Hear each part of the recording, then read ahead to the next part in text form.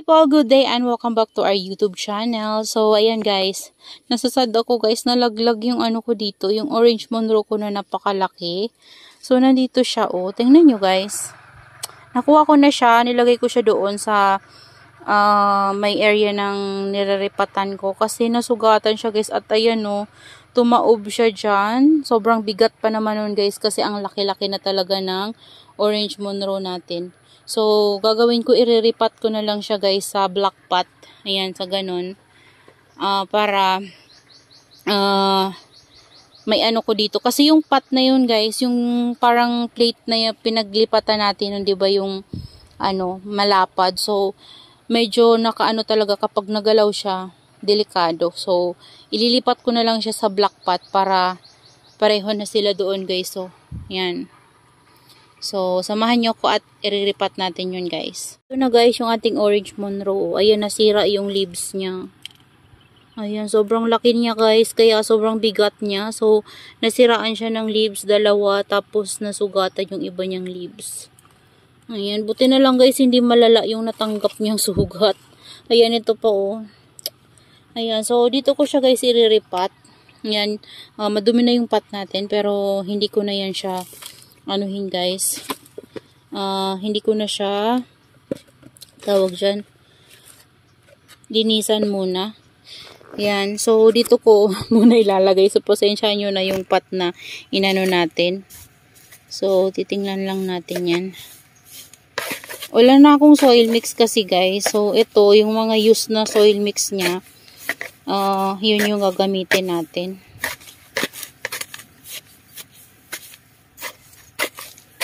Ayan o, sira na yung pot na to guys. Ito yung pinagtamnan ko ng pechay. So, kinuha ko yung soil dito. So, wala akong mapaglagyan kasi yung palangganang ginagamit ko dito ay niripatan ko na ng ano, super bomb. Ayan, kaya wala akong palangganang magamit. So, mag-a-add lang ako guys ng rice hull. Kuha tayo dito. Meron ditong mga rice hull sa mga ano, pinagkukuha ko yung iba. So, ayan o. Halo lang natin. Ganyan. So, mga fresh naman yan, guys. So, yan yung mga ano, kasi nilalagay ko yan, guys. Nilagay ko yan, guys, sa mga pot. Kasi, yung mga pinag-anuhan yan, guys, pinagpopropigitan ko ng mga babies from leaves. Yan. So, ayan. Ganyan lang gagawin natin. And maglalagay ako guys ng ano. Ayan, pasensyahan nyo na ano dito guys, madumi. Ganyan talaga kapag nagtatanim. Hayaan nyo na guys. Ganyan natin siya ng furadan po yan, furadan. Ganyan lang. Yan, lilinisan ko na lang tong pot dito sa labas kasi ang dumi talaga niya. So, ayan o. Ito, ililipat natin. Ay, so. Oh my God. O, tingnan nyo guys, oh. Nahakot na niya yung ano, oh. Buong natin nakuha. Kung hindi lang yan guys na laglag, buo natin ito makukuha. Walang matitira dyan. Ay nako, kailangan kong bawasan ng soil. Grabe, ang bigat niya guys. Wala kasi ako guys stand. Kaya ano, hindi, kaya isang kamay lang yung nagagamit ko kasi wala akong stand. Ayan. Sayang talaga guys yung leaves niya. Nasira lang. Tingnan nyo guys, oh. Pakita ko sa inyo. As in, ano siya. Ang healthy ng roots niya. Sobrang dami. Nadala niya yung ano. Kailangan na din pala talaga niya guys iripat. Kasi, ano na siya, malapit na siya mag-root bound dyan. Manipis lang kasi yan guys, diba? O, ayan, manipis lang siya. O. Kaya, ano,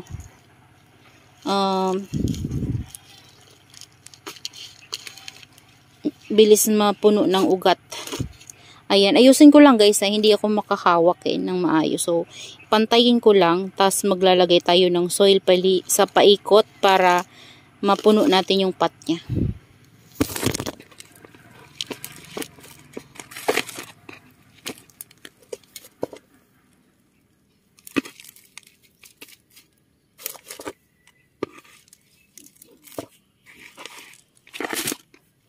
Na siya guys, naayos na natin at nalagyan na natin ng soil sa nadagdagan na natin siya ng soil. So ayan siya.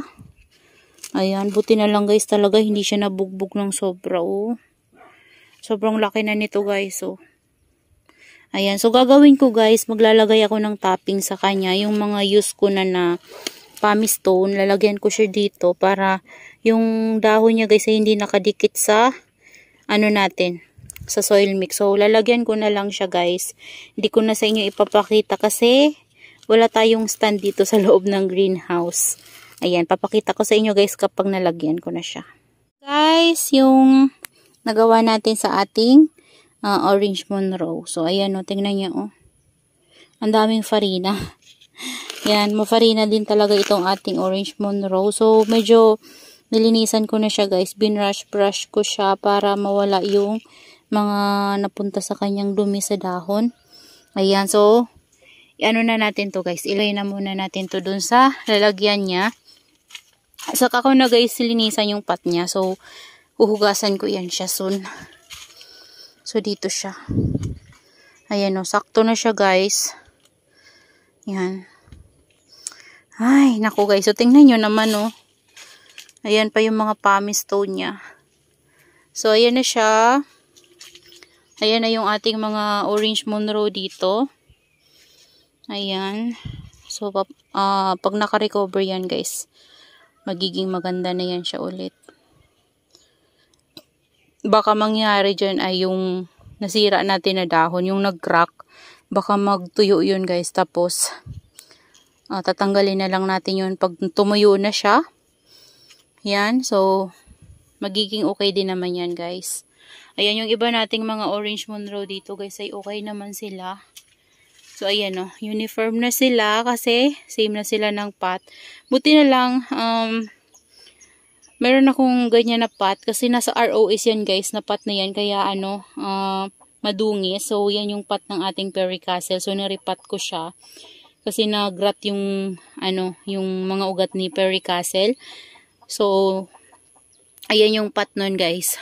Yan. So, yun pala yung purpose niya. Kaya, kaya nag-rot yung pericastle natin. Kasi siya din pala guys. Kasi malalaglag pala siya guys. At magpaparipat siya dyan. Ayan. So, lilinisan ko na lang yan guys. Yan. So, papakita ko yan sa inyo soon. So, ayan guys yung ating mga orange Monroe dito. Yan. Orange Monroe, Lawidensiana, tapos yung Ariel natin. Ayan yung orange Monroe natin na dating maliit. Ayan siya. And dito nagkaroon ako ng problema. Hindi ko alam kung anong nangyari sa kanya guys. But, ayan siya oh. Di ko masabi. Siguro sunburn. Ayan. Pero hindi ko alam kung paano siya na sunburn kasi may net tayo kapag tanghali at siya lang yung bukod tanging naging ganito. Yan o. Nagkaroon siya ng dot. Last vlog ko ata na i-flexed ko to sa inyo guys before. Wala pa siyang ganito. Yan. Nagulat na lang ako guys nung nagtanggal ako ng mga dry leaves. So nakita ko siya ganyan na. Ayan o. Kaka-recover lang nito guys. So yan kasi diba nung nabili natin to. Dumating pala sa atin. Sira-sira yung dito niya. Ayan o. Yan pa yung bakas ng nasira niya ng leaves. Tapos nagtuyo na yung dito. So ayan, yung dyan banda yun kinuha ko. Tapos ito naman yung napansin ko naging ganyan. Pero magiging okay din yan guys kapag naka-recover na siya. So ito guys si Laura. Ayan, dito ang ganda niya oh. Yan, pag ganito siya parang wala siyang sira. Pero kapag dito, ayan. So, yan siya. Hayaan ko lang muna siya guys. Makaka-recover din yan. Hindi talaga natin maiwasan sa ating mga succulents yung magkakasakit sila. Pero, okay lang yan guys. Ganun talaga. Kasi, di ko rin Hindi ko rin talaga guys alam kung bakit siya nagkaganyan. Siya lang talaga yung naging ganyan. Kahit yung mga ano natin dito guys, oh. Variegated super balm na full bar, hindi naman na ganyan, oh. Yan, oh. Mas maselan nga ito kasi ito yung full bar, 'di ba? So, mas prone to sa sunburn. Kaya talaga laging mainit sila kapag tanghali na. Kasi nga, ayaw kong masunburn itong ating variegated na super balm na full bar. Ayan, kasi iniingatan ko talaga siya guys. Tapos, siya tuloy na ganyan. Ayan o, may net tayo guys. So, tingnan nyo. Hapon na kasi ngayon. Ayan, hapon na ngayon. And, naglalagay ako ng net kapag 11 na. Yan, 11. Minsan nga guys, 10 pa lang. Kasi pag nakikita kong sobrang sakit talaga guys ng init. 10 pa lang naglalagay na ako ng net. Kaya hindi ko alam kung bakit ganyan siya. Kung paano nangyaring na sunburn siya. Kung sunburn yan siya. Hindi ko talaga guys alam. Ayan. So dito, bigyan ko kayo guys ng update. Ito oh. Ayan. So yung dito diba tinaitanim na natin yung baby ng yung mga natapkat natin dito sa ating ako. So ayan siya guys. So nagkakaroon na siya ng mga babies. Ayan. So medyo matagal-tagal siya nag-baby. So matagal-tagal lumabas yung babies niya. Pero ngayon ayan na siya. Kinuha ko na rin yung mga nakuha ko sa kanyang natapkat ko. Naitanim na natin sa maliit na pot. So, papalakihin ko yon, and kapag lumaki yun guys, ilalagay ko yon sa big pot para mas mapalaki natin siya. Ayan. So, ayan na siya. Tapos, ayan. So, that's all for today's video guys. And I hope you enjoy watching and see you on my next vlog. Happy gardening everyone. Bye-bye!